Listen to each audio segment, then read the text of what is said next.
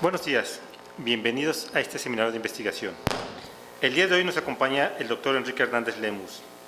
Él dirige el Laboratorio de Biología de Sistemas Computacional y Genómica Integrativa en el Instituto Nacional de Medicina Genómica.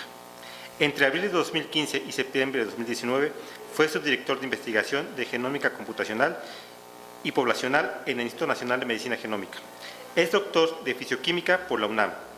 Inició su carrera trabajando en física matemática, probabilidad y posteriormente se interesó por entender la complejidad biológica.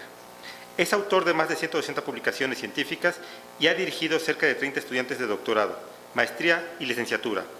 Ha sido investigador visitante en el Instituto Broad de la Universidad de Harvard y el MIT, en el Centro de Investigación de Biología Computacional de IBM Nueva York y en el Departamento de Física y Matemáticas de la Universidad de Rutgers, en el Instituto de Estudios Avanzados de Princeton, en el Instituto de Sistemas Complejos de la Universidad de Barcelona y en el Centro de Investigación Príncipe Felipe de Valencia, entre otros. Recibió la cátedra Marcos Moschinsky en Ciencias Físicas en 2016. Es miembro regular de la Academia Mexicana de Ciencias, de la Sociedad Matemática Mexicana, de la Sociedad Mexicana de Física y del Sistema Nacional de Investigadores Nivel 3 y de la Red Nacional de Investigadores de la Secretaría de Salud. Doctor Hernández, bienvenido.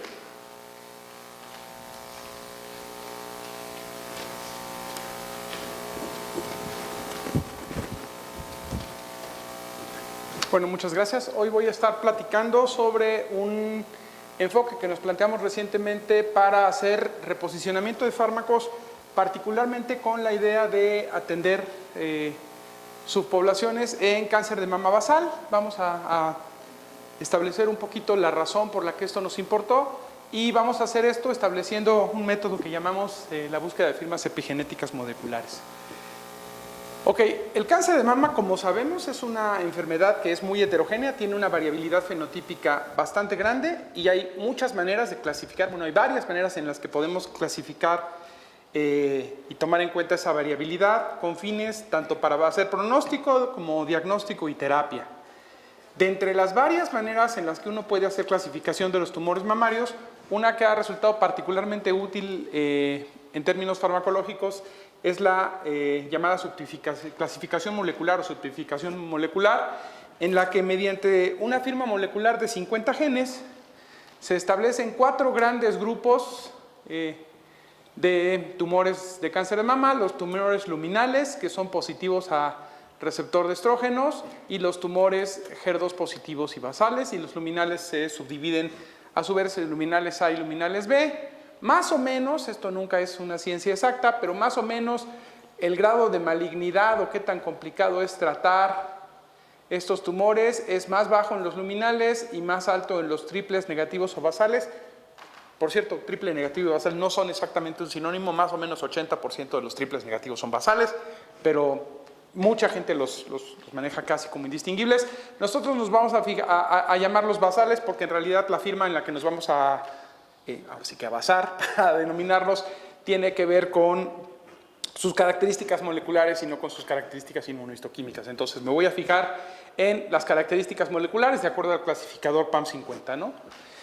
Y estos en particular, muchos de los cuales son efectivamente triples negativos, tienen características que los hacen más complicados en principio de tratar. Cuando esto quiere avanzar, no sé por qué no quiere avanzar. Ok, bueno, como decía, los tumores del subtipo basal son complicados porque es difícil diseñar terapia dirigida contra ellos. Normalmente la terapia dirigida se dirige a receptores específicos y estos tumores son en general negativos a esos receptores. Entonces la terapia usual dirigida, que es terapia hormonal o terapia con anticuerpos monoclonales, no funciona tan bien. Y además son más agresivos, normalmente son de evolución más rápida y entonces adicionalmente a esas cosas desarrollan resistencia rápido a la terapia farmacológica. Entonces nos gustaría encontrar maneras de tratarlos mejor, tanto para poder pronosticar cómo es su presencia, diagnosticar sus posibles outcomes y generar alternativas terapéuticas. Entonces, esta caracterización molecular en realidad se puede refinar. Sabemos que la regulación de la transcripción, además de estar mediada por los mecanismos clásicos de factores de transcripción. También tiene participación de fenómenos epigenéticos en general, pero particularmente de metilación del DNA y de la participación de fenómenos posttranscripcionales como la regulación por transcritos no codificantes, notablemente por microRNAs.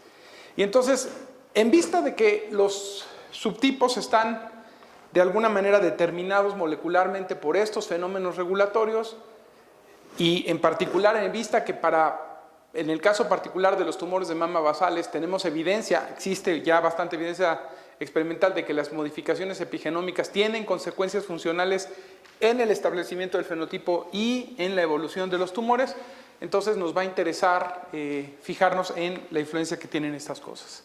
No. Creo que mejor lo voy a pasar aquí porque creo que está muy sensible. Y entonces nos interesó caracterizar subpoblaciones de tumores de cáncer de mama basales que tuvieran características particulares basadas en digamos, en sus orígenes epigenómicos, a la manera de generar firmas que nos dieran lugar a grupos que pudiéramos caracterizar funcionalmente qué está pasando en términos de la regulación tanto genética como epigenética de esta. Y vamos a usar esas firmas para estudiar la regulación de la transcripción en esos subtipos y desarrollar estrategias, déjenme llamarlas a medida, no son exactamente personalizadas porque no son para cada individuo, son para cada subtipo de individuos. Y la idea es usar estas estrategias en las que ya conocemos módulos funcionales o en las que vamos a conocer módulos funcionales para generar reposicionamiento. Alguien ya nos estaba diciendo que ahora le gusta más la palabra priorización de fármacos, ¿no? Saber cuáles son los fármacos que funcionan mejor en cada una de las clases. Y a esa técnica la llamamos MONET. La llamamos MONET por varias cosas. Nos gustan los acrónimos a los biólogos computacionales, eso ya se sabe. Pero además, la mirada que vamos a tener a estos asuntos se parece un poco a lo que tiene uno el impresionismo. En el impresionismo hay detalles que no son del todo aparentes y uno tiene que modificar el punto de vista. Esta es una pintura del jardín de Monet y si uno la ve de lejos, casi que parecen puntitos al azar, pero si uno se fija con cuidado y entrecierra los ojos, entonces ve los detalles muy bien de la pintura. Entonces se llama Monet, pero además se llama Monet porque son firmas moleculares basadas en redes y entonces es modular networks y entonces nos gusta esto. ¿Cómo funciona? Les voy a dar un outline de qué hacemos y luego les platico todo con un poquito más de calma.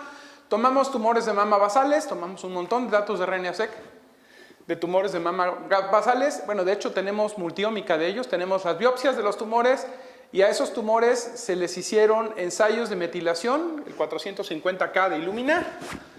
Se les secuenció Mirnas y se les secuenció RNA-seq. Como la caracterización que me dice si estos tumores son basales o son luminales o son HER2 positivos se hizo con base en los perfiles de expresión, no voy a usar los perfiles de expresión genética en la subclasificación porque me va a generar ruido y yo lo que quiero es establecer grupos lo más limpios posibles.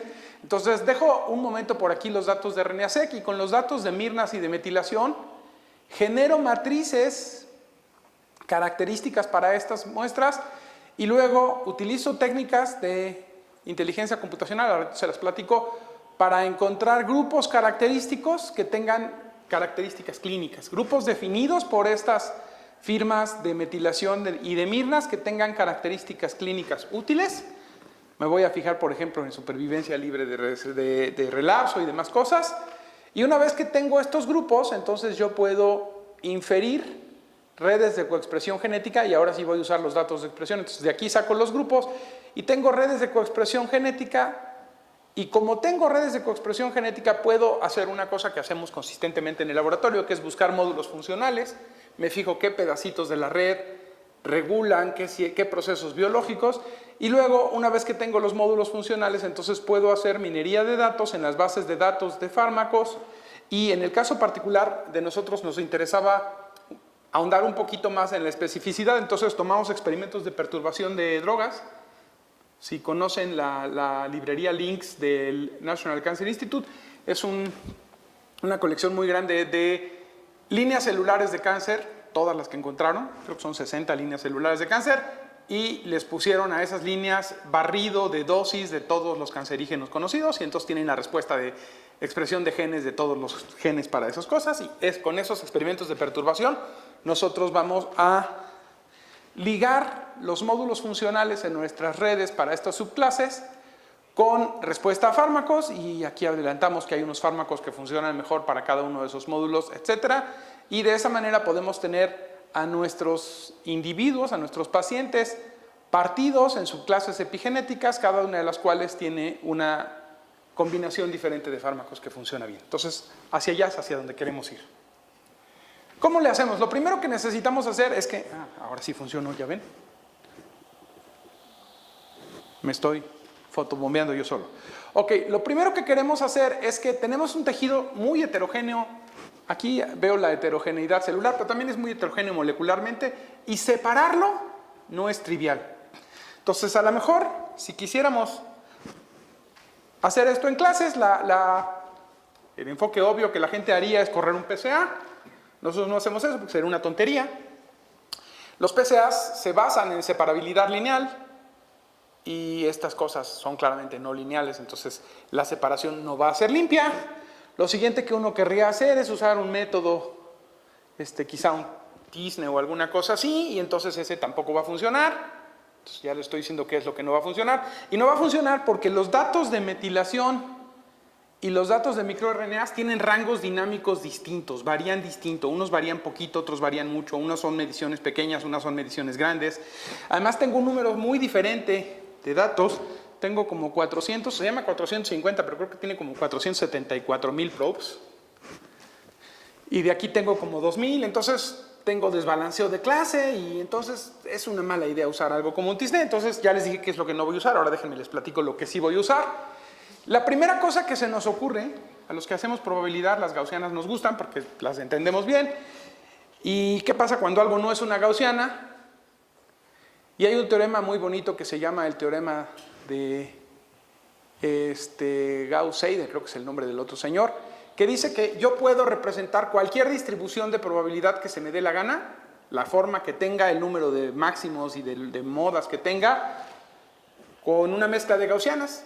Pongo tantas gaussianas como necesite. Entonces, imagínense que tengo yo una distribución empírica, la distribución de valores de beta values, en realidad de A values de metilación, y de M values de metilación y de expresión de Mirnas. Tengo esa distribución de datos. No es esta, pero déjenme que imaginémonos que es esta línea negra, ¿no? Esa es mi distribución empírica. Voy y mido las cosas. Si quiero saber cuántos clústeres hay ahí, y no sé. Pero entonces puedo imaginarme que ajusto esta distribución, que es la línea negra, con una línea roja, que es una combinación lineal de gaussianas. Y esa es esta línea roja, ¿no? Y esta línea roja se obtiene sumando con diferentes coeficientes, con diferentes factores de peso. Este es un ejemplo de juguete, 3 gaussianas, que son estas líneas azules que están ahí. Y luego hago una cosa que se llama una estimación de densidad de Pareto. No me quiero meter muchísimo en la parte técnica de eso. Lo que uno hace es que alrededor de los puntos de los datos genera pequeñas esferitas y va cambiando el tamaño de las esferitas y va viendo qué tanta información sobre la varianza me dan esas esferitas, y llega un momento en que si hago más grande la esferita ya no me da mucha más información, y ese es el límite de densidad de Pareto, y entonces hago eso, y eso me permite trazar esta línea. Y entonces de esta línea para acá es un grupo, de esta línea para acá es otro grupo, y entonces uno de mis clústeres está caracterizado por esta gaussiana. Es una juguete, en la vida real son cientos de miles, pero ahorita déjenme que les ponga 3. Y el otro clúster, aquí esta solo tiene 2 clústeres, está caracterizado por esta distribución de probabilidad, que es estas 2 gaussianas. Y entonces ya la hice porque tengo 2 clústeres y ya los encontré muy bien, excepto que el método falla un montón, ¿no? Ya sabemos que estos se llaman modelos de mezcla gaussianos, o Gaussian Mixture Models, y pues funcionan muy bien excepto cuando no funcionan, y ya sabemos cuando no funcionan. Fallan con datos de muy alta dimensionalidad. Nosotros tenemos como 500,000 de variables, entonces eso es alta dimensionalidad. A veces convergen a mínimos locales. Si yo tengo por aquí un chichoncito, puede ser que crea que ese chichoncito es un clúster y a lo mejor no es. Y eso tiene que ver con las diferencias en los rangos dinámicos de las variables que hacen esto, y ya vimos que sí tiene diferencias. Entonces, asume matrices de covarianza simétricas. Yo junté a los perfiles de metilación, a los valores de metilación con los valores de expresión de microRNAs, y lo que asume es que la matriz de covarianza de expresión contra metilación y la de metilación contra expresión son iguales, y eso no tiene que ser necesariamente cierto, y no son muy robustos a desbalance de clases, y yo ya les dije que tengo 470,000 variables de una clase y 2,000, digamos, variables de otro, y además tengo, no sé cuántas clases tengo, porque todavía no sé de qué tamaño son los clústeres, entonces, es buena idea, pero solitos no funcionan. Entonces, estos métodos, que a veces llamamos métodos metrizables, hay que combinarlos con otros métodos en los que estas cosas no le peguen tan fuerte. Y hay unos, esos se llaman métodos topológicos. Ahora está muy de moda una manera de analizar las cosas que se llama análisis topológico de datos, y probablemente esta manera de hacer análisis topológico de datos ya la conocen, ¿no? Uniform Manifold Approximation Projection, que tiene un nombre muy fancy, pero en realidad es relativamente sencillo de entender qué hacen los UMAPs. Tengo un espacio de dimensión muy grande, que aquí pinté 3 para poderlo dibujar, y tengo puntitos en ese espacio, y ahí los tengo coloreados porque a priori yo no sé de qué color son, yo no sé a qué clúster pertenecen, pero ahí me lo estoy imaginando para que sea más visual lo que estoy haciendo, y entonces lo que hago es que empiezo en el centro de un puntito y hago esferitas de n dimensiones, donde n es el número de variables que tenga, y voy cambiando el tamaño de las esferitas, y entonces eventualmente esta bolita y esta bolita comparten una esfera, y entonces las uno. Hago más grandes las esferitas, y entonces esta bolita y esta bolita comparten esfera, y entonces las uno. Y voy generando un grafo, a nosotros nos gustan los grafos en el laboratorio, voy generando un grafo en el que uno los puntos que están cerca entre sí. Lo uno porque en una cierta esfera este está unido con ellos, pero si se fijan, este puntito está unido con este naranja acá, pero no con los demás naranjas, entonces no pertenece al mismo clúster. Y entonces genero estos grafiquitos en los que tengo los puntitos unidos por vértices, y técnicamente genero lo que se llama un complejo simplicial. Los complejos simpliciales tienen un nombre muy fancy, pero son en realidad construcciones geométricas muy sencillas, ¿no? Si yo tengo 3 puntos y los conecto todos contra todos, pues eso me da un triángulo, ¿no? Si yo pongo un cuarto punto y quiero que pertenezca a ese mismo complejo simplicial, pues ya no le puedo hacer un triángulo porque ya me queda. Entonces tendría yo que hacer un tetraedro. Si pongo un quinto punto, tendría que hacer otra clase, de hecho 2 pirámides pegadas por la cola, y así por el estilo. El conjunto de todos esos objetos geométricos es el complejo simplicial, y entonces yo tengo un complejo simplicial. Así se ve en el espacio de muchas dimensiones, pero yo no quiero tener muchas dimensiones porque eso me hace difícil interpretar cómo ocurren las cosas. Entonces hace uno. Uniform tiene que ver con que hago las bolitas del mismo tamaño por todos lados. Manifold o variedad es un objeto geométrico que genera una superficie en un espacio de un número X de dimensiones. Y entonces yo hago una cosa que nunca he sabido bien cómo se dice en español. Encrustamiento, creo que le dicen. A mí me gusta usar embedding porque es más claro. Que es, hago un objeto geométrico, que es esa superficie, y pongo este complejo simplicial dentro de esa superficie. Y ya me puse muy fancy con los nombres, pero no es tan difícil. Imagínense que tengo un clustercito que es un triángulo y lo proyecto en una esfera.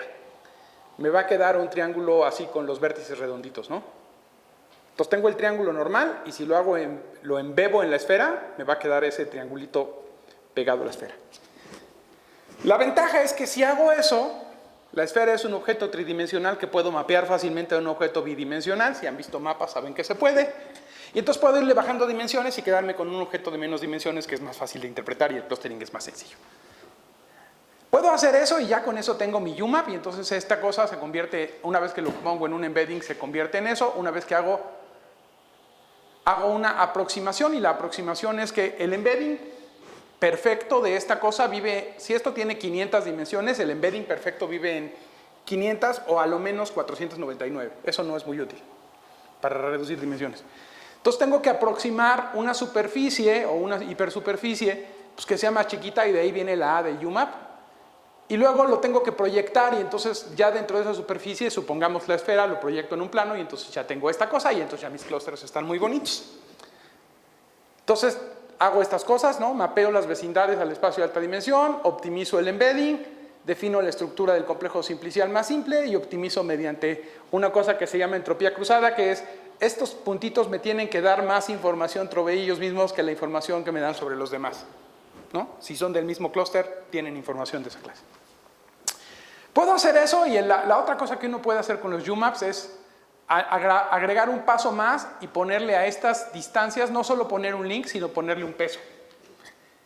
O sea, no solo están en el mismo clúster, sino este está más cerca en el mismo clúster. Uso la palabra cerca con 2 comillas, porque no es distancia métrica, sino topológica. Pero bueno, el chiste es que uno hace estas cosas, y entonces es muy feliz, excepto que los UMAPs también fallan en un montón de cosas. Son muy sensibles a hiperparámetros, la asignación de clases no es explícita y no es exclusiva, ¿no? Yo no sé si este azul es naranja o no.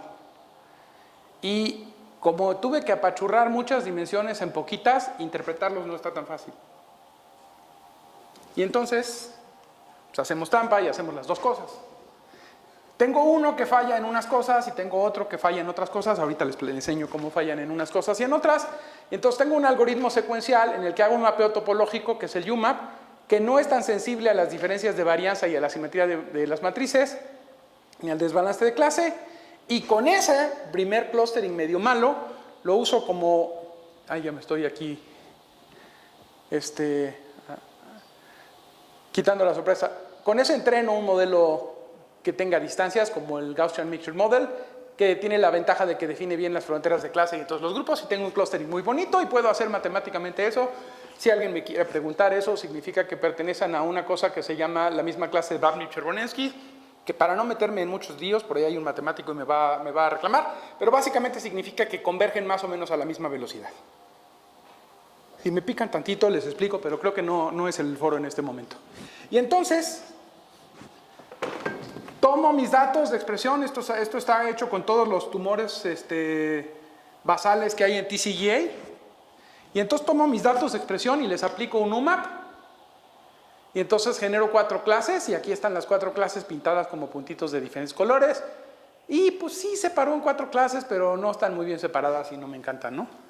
Entonces me acuerdan que dije que UMAP era malo para separar de manera específica, hay cosas que no sé dónde están las fronteras de clase, pero si le corro el GMM a mi UMAP, entonces ya hace una cosa más bonita y entonces ya tengo clases mejor definidas. Esta es una proyección en 2 dimensiones, si pongo un par de dimensiones extra, estos puntos que parecen que están fuera, no están tan fuera, ¿vale? Entonces ya tengo clases. Lo siguiente que tengo que ver es si esas clases significan algo o nomás me estuve haciendo guaje. Entonces me voy a fijar características funcionales de esas clases, y entonces una primera cosa que hice es que separé a estos 4 tipos de pacientes basales en tumores que tienen estas 4 clases epigenéticas, y me fijé si hay, por ejemplo, diferencias en la supervivencia. Existen datos de supervivencia en TCGA. Estos son Kaplan-Meiers. Son Kaplan-Meiers a 5 años, no a 10, porque todavía no se muere tanta gente y eso está muy bien. Y entonces, bueno, vemos que hay diferencia significativa por grupos. Hay grupos que se parecen más, estos 2 subgrupos se parecen más, y sin embargo las diferencias globales son estadísticamente significativas. Con esos grupos yo quiero definir cómo están regulándose los genes. Entonces tomo esos grupos que definí, esas clases que definí con los perfiles de microRNAs y de metilación, y construyo redes de coexpresión genética, y eso ya lo sabemos hacer re bien en mi laboratorio. Entonces construyo redes de coexpresión genética. Aquí se llaman A, B, C y D porque en el paper eran paneles, pero es el grupo 1, el grupo 2, el grupo 3 y el grupo 4 que les enseñé hace rato, son exactamente los mismos. Y además de que tienen diferencias sustanciales en la supervivencia, tienen patrones de regulación genética distintos, y eso está bien. Y esos patrones de regulación genética me permiten reproducir algunas cosas. Lo que hice después con las redes, ya ven que están coloreadas. Los colores corresponden a módulos. Corrimos un algoritmo de modularidad que parte las redes en módulos que sean más coexpresados entre sí que con los demás. Y entonces tengo estos colores por los módulos, y luego me fijo que esos módulos sean funcionales. ¿Cómo me fijo que los módulos sean funcionales? Tomo la lista de genes en estos módulos y corro un análisis de enriquecimiento de vías, y me fijo en cuáles procesos son estadísticamente significativo el enriquecimiento de vías, y entonces ya tengo redes funcionales con módulos funcionales en redes que están definidas por firmas epigenéticas. Y entonces ahora lo que quiero saber es cómo le pego a los procesos que están desregulados en cada una de esas redes para matar a los tumores, ¿no? Y entonces, bueno, ya tengo los clústeres que les decía y luego tomo los experimentos de perturbación de fármacos que les platiqué de la colaboración LINCS del National Cancer Institute y hago análisis estadístico de GSA, todos los perfiles de perturbación que corresponden a las líneas celulares de tumores basales de mama y se los aplico a nuestros módulos de coexpresión en cada una de las subclases epigenéticas y hago una distinción entre activadores e inhibidores. Y entonces hago eso. Y entonces, aquí lo que tenemos en el eje de las X en este heatmap, esto es activadores. Y estas son las diferentes subclases que resultaron funcionales. Si se van para acá, van a ver que hay un montonal de módulos, pero resulta que algunos de los módulos sabemos para qué funcionan y otros no. Entonces, nos vamos a fijar en los que sí sabemos para qué funcionan.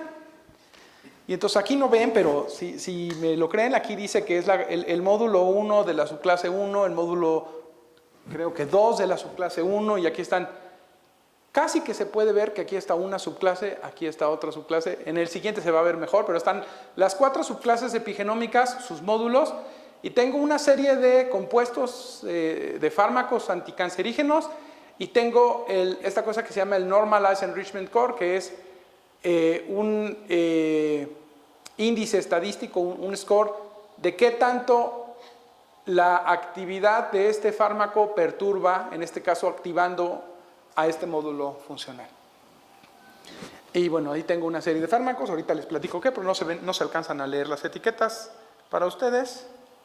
Hago lo mismo con los inhibidores, que en realidad son más importantes. Y entonces, por ejemplo, para esta subclase, palbociclib está buenísimo, ¿no? Mientras más amarillo, está mejor. O sea, más amarillo, acá era más activado. Enrique, perdón, ¿los grises qué significan? Los grises significan que la estadística está bien chafa. Okay. O sea, gris es aquí abajito, ¿no? O sea, es... Abajo del negro. No, es entre el morado y el rojo, creo. Los que nos interesan en realidad son de rojito naranja hacia amarillo, que son los que son más interesantes. Déjenme irme a los inhibidores. Entonces aquí lo que vemos es que para inhibir esta subclase, y ahorita les platico que esa subclase tenía que ver con crecimiento y proliferación, entonces sí queremos inhibirla. ¿Esas subclases de dónde salieron? Espérate. Hay 4 subclases y dentro de cada subclase hay un módulo. Algunos de estos módulos son funcionales y otros no. En los que sí eran funcionales, hicimos la prueba con los fármacos. Así es subclase 1, o sea, es primera subclase, módulo 1, vamos a llamar que son 1, 2, 3, 4, 5, porque hay otros que no son, ¿no? Entonces tengo primera subclase de módulo 1, funciona aquí. Para el módulo 2 de la misma primera subclase tengo otros naranjitas que son buenas ideas y así por el estilo, ¿no? Hay unos buenísimos, ¿no? Este módulo y esta subclase así lo apaga casi que por completo, ¿no? Y ahorita, bueno, les voy a dar un resumen. Los hallazgos un poco principales que tenemos es, hay al menos un fármaco que puede inducir o inhibir actividad funcional en cada uno de los módulos funcionales. Silvia. ¿Se comparten los módulos en las subclases? No son idénticos. Déjame regreso y tu pregunta es buena. No son idénticos, aunque por supuesto hay vías, no sé, no tengo aquí la tabla específica, pero supongo que esta fue una vía de apoptosis y esta también fuera una vía de apoptosis y a lo mejor comparten algunos genes, pero no son idénticos. ¿Vale? Bueno, entonces, de los módulos que son funcionales, al menos en esta base de datos encontramos un fármaco que puede inducir o inhibir su actividad funcional. La actividad de los experimentos de perturbación, como vimos en los heatmaps, es diferente. Por ejemplo, y aquí ya empezó con ejemplos, crizotinib, que involucra perturbación de estos 2 factores de transcripción, es capaz, este es buenísimo, es que inhibe al menos un módulo funcional en cada clase. Así que, si me adelantara 17 pasos, quizá crizotinib es una buena idea para personas que tienen cáncer de mama basal. ¿No? La mayoría de los fármacos, evidentemente porque los sacamos de una lista de anticancerígenos, son inhibidores de tirosina sinasas, las dianas son súper conocidas, ¿no? Los receptores GFR, VGFR, PARP, etcétera, ¿no? O sea, the usual subjects. Y una cosa que es interesante, que ahora ya tenemos al menos manera de verlo, digamos, semi-cuantitativamente, es que aunque los anticancerígenos funcionan bien contra el cáncer, no funcionan igual en todos los casos. Estoy diciendo una verdad de perogrullo que los oncólogos saben re bien, pero ahora ya sabemos en cuáles casos funcionan mejor que en otros, ¿no? O sea, si usted pertenece a este clúster, este fármaco le va a funcionar mejor que si usted pertenece a este otro clúster, ¿no? Son eficacias diversas para cada módulo, y los que llamamos de mayor prioridad porque inhiben la mayor cantidad de módulos en las 4 subclases son lapatinib y palbociclib, ¿no? Uno interesante, y a veces uno encuentra cosas que no estaba buscando, es que nilotinib, que la diana más conocida es el cromosoma Filadelfia, que por supuesto no tienen estos tumores en general, tiene otras dianas en las diferentes clases epigenómicas. Entonces, uno le puede dar un antileucémico a las personas que tienen cáncer de mama basal y puede que funcione, ¿no? Obviamente, esto está todavía bastante preliminar, entonces hay que hacer cosas. Algunas de las cosas que hay que hacer es que hay que desarrollar y validar estas firmas en un entorno clínico. TCGA es muy lindo, pero es un entorno para investigación y está pensado para investigar. Hay cosas, heterogeneidad, probablemente características propias de las poblaciones, en el caso de las poblaciones mexicanas, etcétera, que habría que validar con más cuidado. Nos gustaría evaluar esta estrategia en un conjunto más grande de fármacos. Solo nos fijamos en los que están definidos en el experimento de perturbación de links, que son en general inhibidores de tirosina sinasa, que tienen muchas ventajas, pero pues también tienen muchos off-targets, ¿no? O sea, hacen demasiadas cosas las tirosina sinasas y entonces si las apago indiscriminadamente a lo mejor genero un montón de efectos adversos a ese fármaco y tampoco quiero eso. Y lo siguiente que nos gustaría es evaluar los efectos farmacológicos in vitro usando líneas celulares, probablemente las mismas líneas celulares que son en links, y lo que estaría padrísimo, y estamos ahí presionando para que nos dejen hacerlo, es hacer xenógrafos en vivo, por ejemplo, poner a crecer estos tumores en ratones y entonces darles estas cosas y ver si eventualmente podemos movernos a algo un poquito más traduccional, ¿no? Entonces, pues ya con esto termino. Estoy acá, al otro lado. El paper ahorita está en prensa y el código para hacer todo eso está disponible en la página del código de GitHub del laboratorio. Y bueno, pues estoy con eso abierto a sus preguntas, si es que hay más preguntas. Silvia.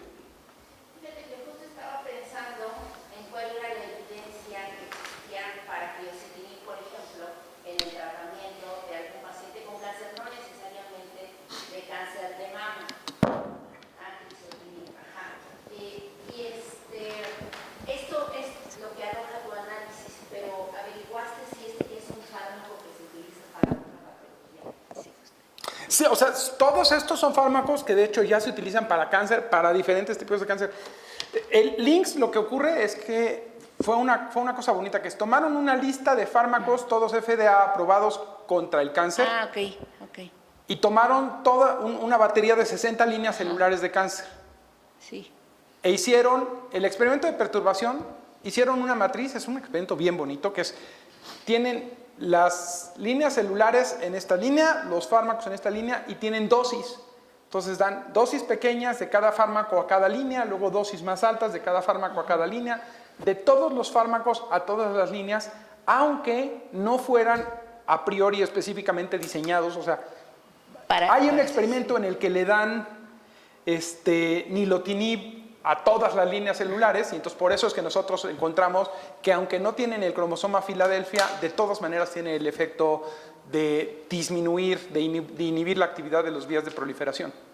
Ok, bueno, sí es una aproximación que se llama de umbrella, así, de ponerle todo lo que haya. Pero me perdí en el hecho de que ya estaban aprobados por la FDA. Sí, el LINX son puros anticancerígenos ya aprobados. Y entonces con tu explicación también entiendo que no importa que no hayas evaluado otras líneas celulares de cáncer, que como dices, a veces los resultados de otras líneas celulares, de otros tipos de cáncer, pueden tener un impacto en la patología que nosotros estudiamos, porque al final las líneas de cáncer de mama fueron tratadas con todos estos fármacos. Así es. Okay. Las de cáncer de mama y todas las líneas celulares, son 60 líneas en total.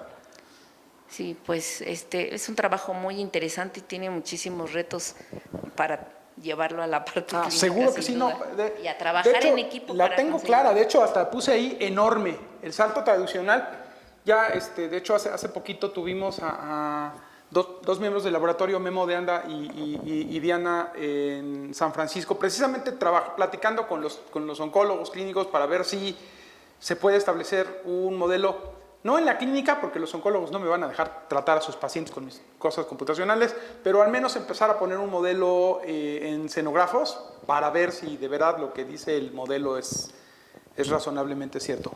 Selma. Luis, yo quiero preguntarte dos cosas respecto a Monet. O sea, ¿soportaría 3 veces más la cantidad de datos que le pusiste?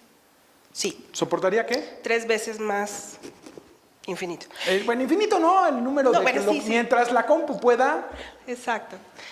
Si no tiene limitación, una cosa bonita de estas cosas es que no tiene limitación en el número de variables. Tenemos 500,000. Una de mis estudiantes hizo un trabajo que tiene más features, tiene como 700,000 features y funcionó bien. Te lo pregunto porque trabajaste solo con los datos de basal. Sí. ¿Qué hicieron el ocioso experimento de meter todas por ejemplo, los que ya se pueden clasificar transcripcionalmente y ver cómo se separan? No lo hemos hecho, pero con estaría la maquinaria que padrísimo, tenemos básicamente es repetir un análisis que ya tenemos hecho. No se... Pues no, porque Monet nunca lo has aplicado para así, pero es que sería como un control, o sea, siempre que veo tus exposiciones digo, ¿cuál sería un control positivo, cuál sería un control negativo, no? Entonces, no tengo realmente la dimensión porque no me ocupo de lo tuyo, ¿no? Pero lo que pienso es, seguramente, si esto está separando bien grupos, me gustaría ver, o no, quizás sí lo separaría bien, que se separaran los otros grupos ya por firmas moleculares, como son clasificados, o como se clasifican clásicamente histológicamente, y esperaría ver que se separaran mucho y que se viera muy bien el verde, morado, rojo y azul, qué sé yo, ¿no? Ok, ya, o sea, hay una cosa que hay que decir, no estamos inventando, la gente ya sabe que dentro de cada subtipo de cáncer de mama hay subtipos, claro, y de otros. La mayoría de esos subtipos han sido encontrados de dos maneras. O tienes un grupo de pacientes que tú creías que eran iguales y no están respondiendo igual a la terapia, entonces vas y buscas mutaciones, selección subclonal, cambios mutacionales, etc. O hay un experimento bien grande que se llama Metabric, una colaboración como con 2,000 y tantos sujetos, y pues si hacen el clustering, a cada una de sus clases le hacen clustering de nuevo, entonces ya se sabe, por ejemplo, que hay subtipos, por ejemplo, dentro de existen los que son receptor de estrógeno negativo, progesterona negativo, pero positivos a receptor de andrógenos o no. Se sabe que hay unos, ya me regresé a donde no debía. Se sabe que hay unos que son, por ejemplo, bajos en claudina, se sabe que son unos, por ejemplo, que tienen mutaciones o que tienen características histológicas. Esto ya se sabe. ¿Por qué nos interesaron especialmente los basales? Porque no tienen muchas opciones de tratamiento. Entonces, si uno puede encontrar mejores opciones de tratamiento... Ahora, eso no significa que no queramos mejorar las opciones de tratamiento para los otros. Claro.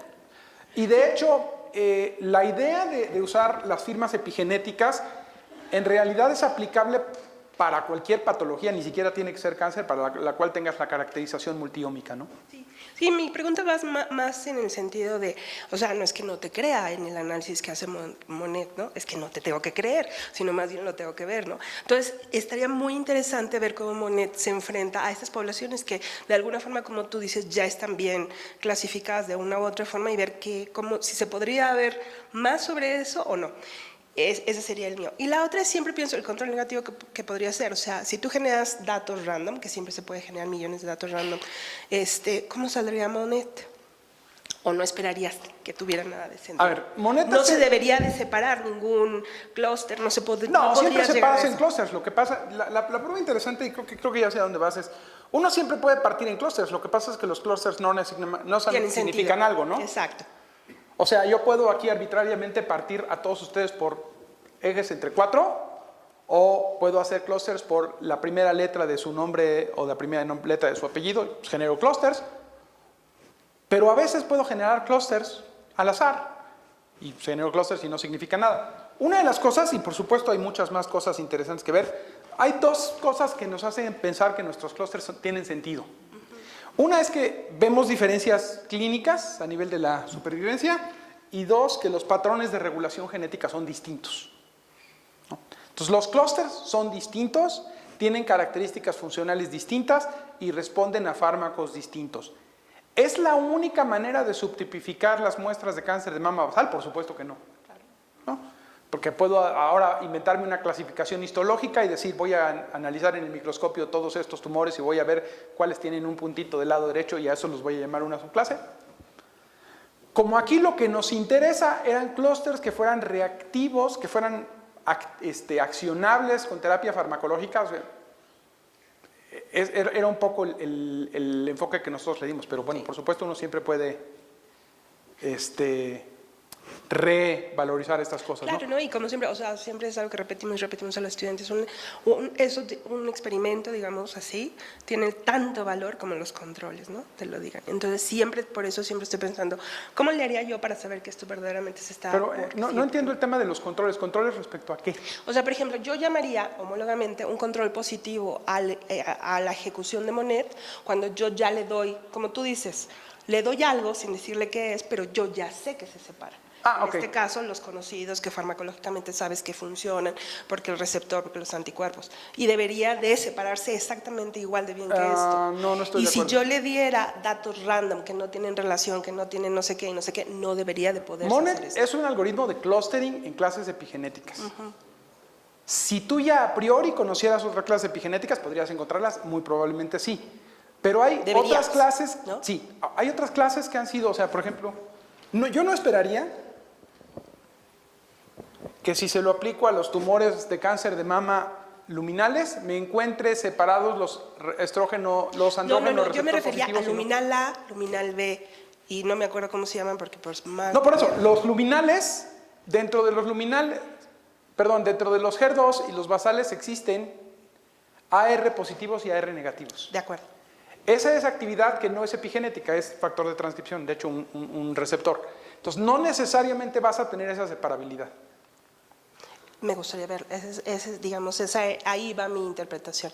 A ver, como si estos se separaban o no. No debería de separar cuando estoy usando un feature no que lo no sabemos. estoy usando para clasificar, ¿no? O no lo sabemos porque epigenéticamente No, sí lo deberían de sabes. ser diferentes para darle suficientes características transcripcionales diferentes y para hacerlos patológicamente diferentes. Podría pasar, sí. Exacto. Tienes razón. Eso era lo que iba. Y luego la otra, que es más un poco también respecto a lo que comentabas con Silvia, era alguna vez hace como unos 6 o 7 años, platicando con una oncóloga del siglo XXI, me decía la principal causa de muerte en enfermos con cáncer es la quimioterapia, ¿no? Si no tuvieran quimioterapia sería cualquier otra cosa asociada. Pero yo ya ahí ya no tengo idea realmente si hay datos de qué tan tóxica puede ser una quimioterapia y si una quimioterapia mata más en ciertas circunstancias, porque creo que esa sería la otra aplicación que también podrías tener como A ver, de hecho, esa es la aplicación principal. La quimioterapia, a ver, primero, quimioterapia es cualquier cosa que le das a una persona para cambiar. Pero si estamos hablando de quimioterapia citotóxica, que es lo que la gente usualmente piensa como quimioterapia para el cáncer, o sea, si le estoy dando cisplatino y vincristina o cualquier porquería de esas horribles, son espantosas. Yo no estoy seguro, me parece una exageración decir que es la principal causa de muerte, pero sí son horribles y sí tienen efectos adversos espantosos y son, sobre todo, altamente inespecíficas. Son asesinos celulares, matan a las células malas y también a las buenas, y entonces, pues, cuando uno ve que alguien dice que el cisplatino acaba con el cáncer, hay un XKCD muy bonito que dice que el fuego también, ¿no? Y las motos y todo. Ahora, es muy citotóxico.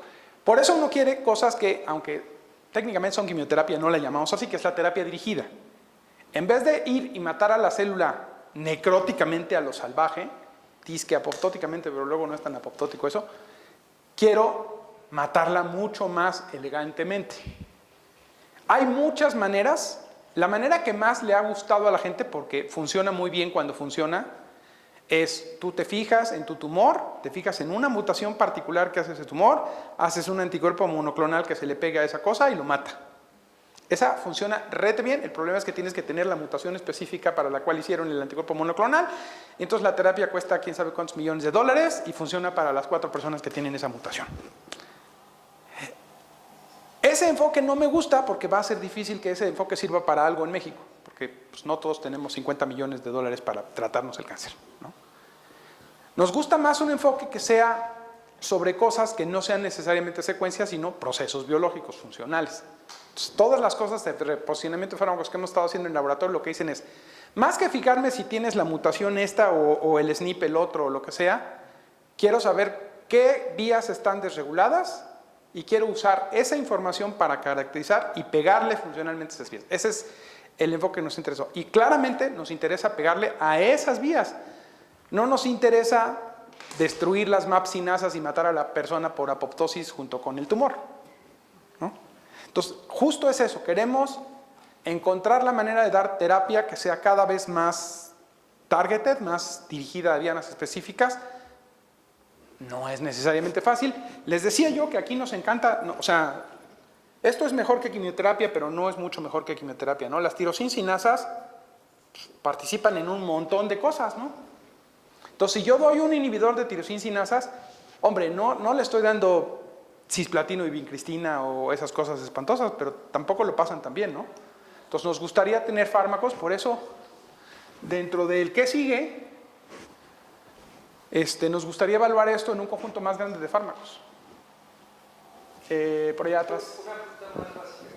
¿El análisis de supervivencia que hiciste de tabla Miller ajustaste por alguna variable clínica para que estas diferencias estuvieran un poquito más no afectadas por variables clínicas, tipos histológicos? Sí, de hecho, tipos histológicos solo son basales, entonces eso no es problema porque todas son basales. Y es un COX de riesgo proporcionales y está ajustado por edad y sexo. Ok. Por acá. Una pregunta, justo como mencionábamos el uso de fármacos como Visotinib está, bueno, ahorita se seleccionan de acuerdo a si existen afectaciones en estos genes como ALK y ROS1. Entonces, para su estudio, que lo dividió en módulos con el potencial de poder usar este tipo de fármaco, revisaron también si esos mismos pacientes que caerían en el módulo o que tienen ese perfil epigenético tienen además esa mutación o esa alteración, amplificación de ROS1 o de ALK. No lo hicimos y es una muy buena idea hacerlo. Quiero decir, los datos de secuencia están, se puede hacer. Exacto, sí, a eso me refiero. O sea, simplemente para saber que no son susceptibles o no podrían ser susceptibles a ese fármaco por tener afectaciones en esos genes más allá del perfil epigenético. Sí, esa es una súper buena idea. Ahorita, a ver, es, digamos, el siguiente paso. Ahorita sabemos, tenemos evidencia, ni siquiera podría yo decir que sabemos, tenemos evidencia de que hay inhibición o activación de ciertas vías en estas subclases. No sabemos cómo pasa, a lo mejor, y dije una cosa que a lo mejor no es cierta. Aquí dije que estos tumores no tienen cromosoma Filadelfia. Yo no estoy seguro que no lo tengan, no he ido a ver la secuencia, ¿no? No es usual, o sea, no es un hallmark del cáncer basal de mama tener cromosoma Filadelfia, pero eso no significa que a lo mejor pueda pasar que las personas que clasifiqué en el subtipo que finalmente, pues resulta que a lo mejor sí lo tienen y por eso les funciona el fármaco, ¿no?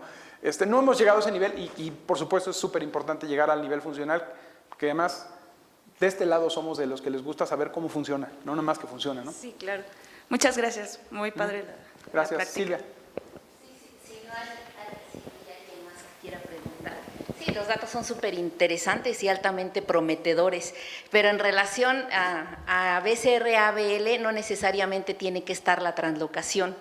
o la fusión génica. Puede haber otras mutaciones que activen vías de esos genes y que generen un perfil de expresión como el que se ve cuando está BCR-ABL. Entonces, ahí está quizá el tema, ¿no?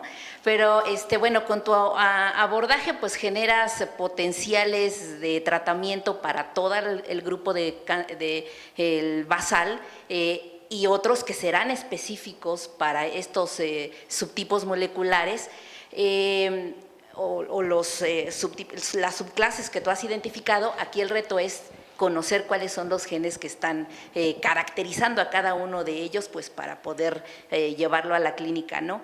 Pero mi pregunta en realidad va en el sentido de si la variable población pudiera ser algo que estuviera impactando en tus resultados, particularmente cuando sabemos que pues la epigenética o los perfiles de metilación están susceptibles de ser modificados por miles de factores ambientales. Sí.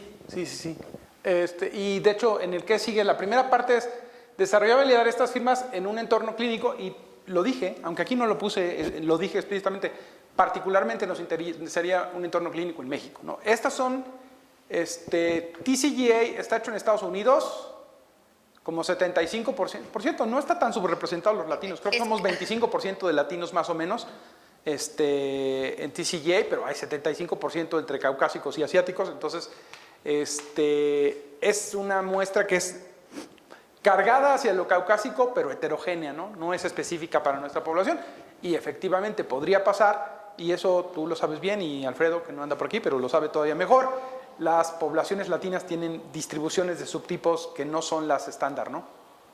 En México particularmente, los tumores basales y los luminales no tienen las proporciones poblacionales que tienen en otros lados, ¿no?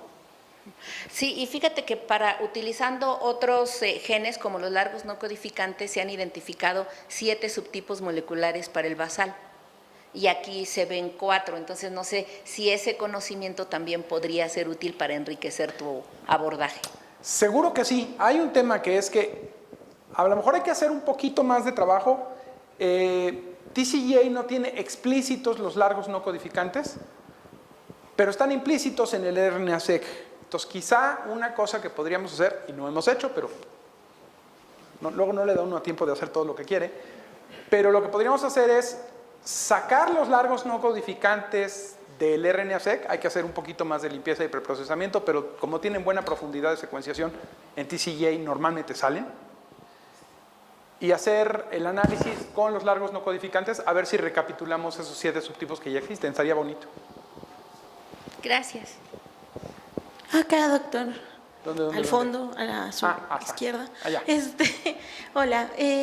Pues primero que nada, muchas gracias por su trabajo y perdón por adelantado, porque ya sé que yo no le sé mucho a lo suyo, pero pensando en que usted sí le sabe un montón, existe, ahorita que, bueno, no ahorita, desde hace rato que mencionó que muchos de los fármacos, porque tampoco trabajo yo con cáncer, le pegan a, por ejemplo, tirosinquinasas, que pues están involucradas en prácticamente cualquier vía.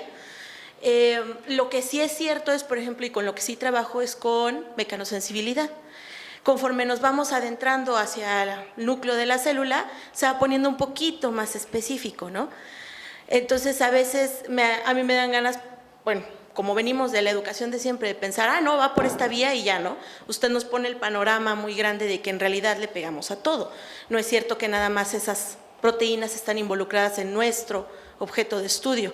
Entonces, ¿no existe algún análisis que ustedes puedan hacer donde, adentrándonos más hacia la vía donde se va poniendo más específica a ciertos factores de regulación, que puedan ir limpiando? Es decir, que con esto usted pueda hacer como un mapa y decir, pues miren, tenemos todas estas que le pegan un montón, pero quizá nos podemos ir adentrando en la vía, y ya con el mapa que usted tiene, pues ir diciendo mejor porque, ¿qué creen? Sí le pega a la tirosinquinasa, pero también le pega, no sé, a MAP, ¿no? Por ejemplo, o a MAS, que ya está más cerca en mi caso de mi vía, ¿no? No sé, en la suya.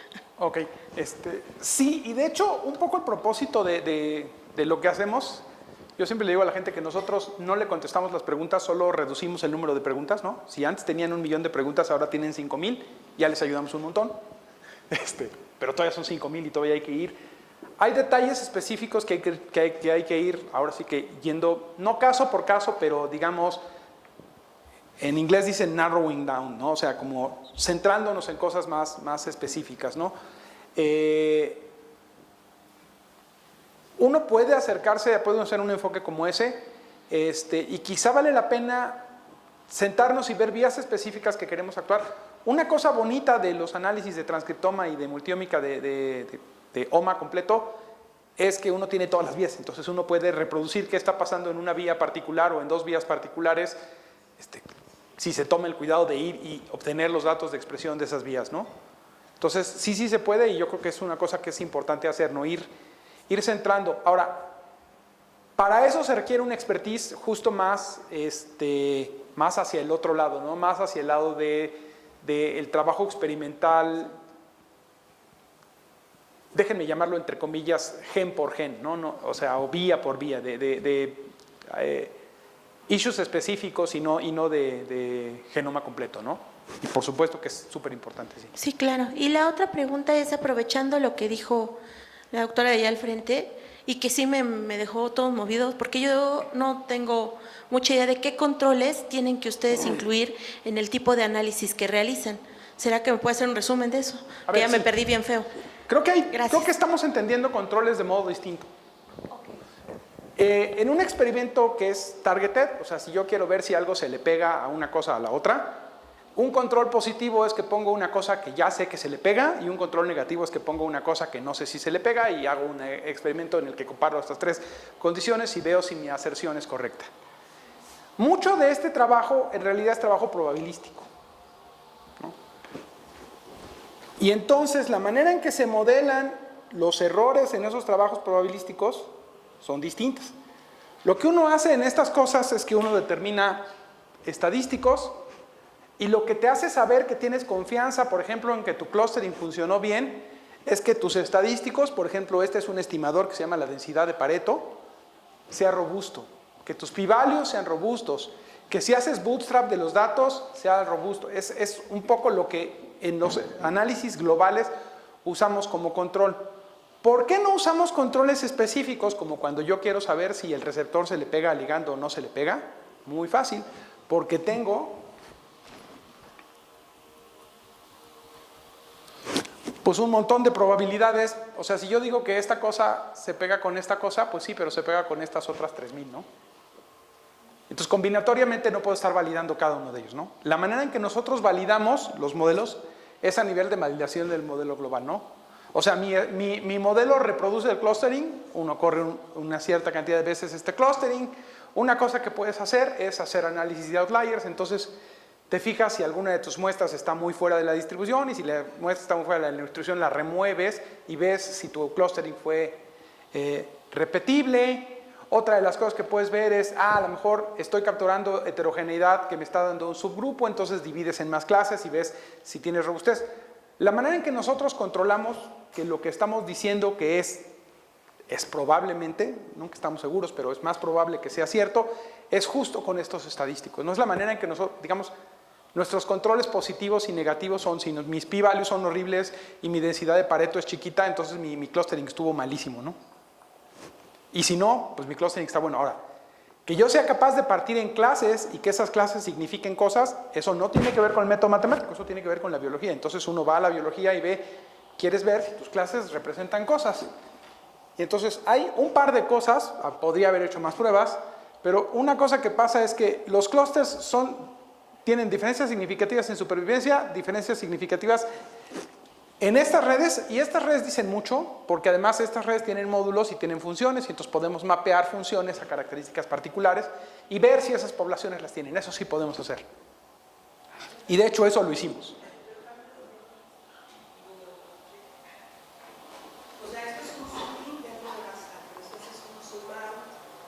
Vamos a encontrar más cosas, seguro que sí. Pues, sí, y de hecho, esa es una cosa que hacemos, ¿no? Pero te puedo decir que nos toma años. Con Chucho hay un fenómeno que hemos estado estudiando hace unos 6 o 7 años, Y primero empezamos con cáncer de mama como tal, luego lo subtipificamos, luego hicimos diferentes tipos de cáncer separados y ahorita tenemos en revisión un artículo que es un pancáncer, son 15 tipos de cáncer distintos, todo el efecto para ver si funciona y cómo funciona y tal, pero llegar a eso tomó 4 años, ¿no? Sí es bastante trabajo, pero además es súper interesante y sí me parece que es una cosa que debemos hacer.